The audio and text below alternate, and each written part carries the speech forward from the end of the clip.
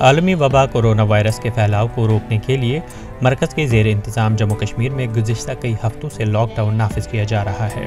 جہاں انتظامیہ کا دعویٰ ہے کہ یہ اقدامات وبا سے پیدا شدہ صورتحال سے نمٹنے کے لیے ضروری ہے، وہیں چھوٹے کاروباری اور عوام گو نہ گو مشکلات کا سامنا کر رہے ہیں۔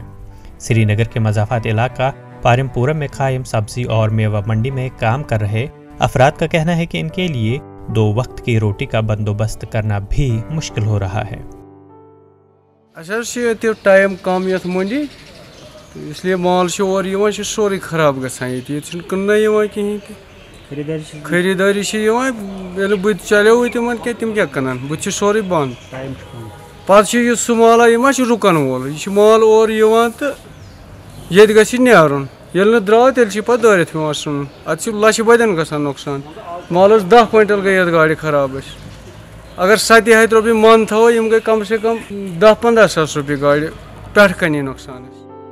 جب اس حوالے سے ETV بھارت نے سری نگر انتظامیہ سے رجوع کیا تو ان کا کہنا تھا کہ ان مشکلات کے بارے میں انہیں جانکاری نہیں تھی، تاہم اب جلد ہی اس حوالے سے متعلقہ اعلیٰ افسران سے مشورہ کر کے کوئی حتمی فیصلہ لیا جائے گا۔